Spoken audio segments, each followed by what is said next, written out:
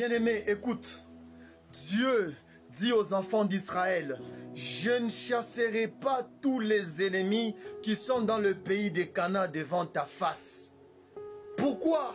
De peur que ce pays ne devienne désert et que le bête de champ ne se multiplie dans ce pays. Bien-aimé, Dieu pouvait chasser tous les ennemis qui étaient dans le pays des Canaan, parce que Canaan était la promesse des enfants d'Israël. Étant donné que les enfants d'Israël étaient moins nombreux que les ennemis et que le pays des Canaan était très vaste, et si Dieu avait chassé tous les ennemis d'Israël, d'autres contrées du pays des Canaan allaient habiter de bêtes de champs. Parce que ce n'est pas tout le pays qui devait être occupé par les enfants d'Israël, vu leur nombre.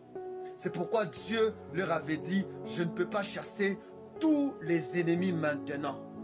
Je les chasserai de manière progressive. Dans la vie de David, il a fallu que Saül demeure le roi d'Israël pendant beaucoup d'années. Pour que David grandisse afin de diriger les enfants d'Israël.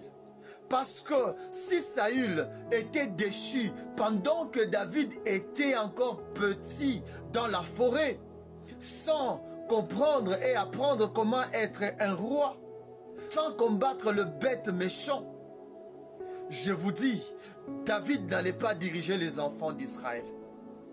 Il fallait que David grandisse. Et si Saül était parti avant que David ne grandisse, le peuple d'Israël allait se diviser peut-être en 12 tribus et chacun devait avoir un roi. Peut-être encore dans le tribu, d'autres allaient se diviser en clans. Bien-aimés, la Bible dit ceci, tout concourt au bien de ceux qui aiment Dieu. Toutes les épreuves qui sont devant toi, tu dois les surmonter avec joie et avec un esprit de conquérant.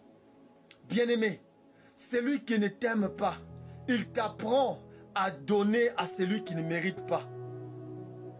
Bien-aimé, celui qui te combat, il t'apprend à être fort. Bien-aimé, celui qui ne te soutient pas, il est en train de t'apprendre à faire confiance en Dieu, à ne pas faire confiance aux hommes. Tout concourt au bien de ceux qui aiment Dieu. Les épreuves, quand elles arrivent, Dieu ne le permet pas au hasard. Il le permet parce que toi, tu dois hériter quelque chose pendant que tu es mûr.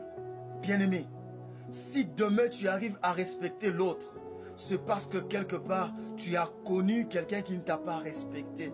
Si les épreuves n'arrivent pas, demain tu perdras ce que tu vas avoir. Si les épreuves n'arrivent pas, demain tu échoueras d'apprécier la main de Dieu, la grâce de Dieu, l'amour de Dieu. Les épreuves nous construisent. Ceux qui ne nous aiment pas nous apprend à donner à ceux qui ne méritent pas. Parce qu'on se dit souvent, ceux-là à qui je dois donner, c'est ceux qui méritent selon mes critères. Que Dieu vous bénisse.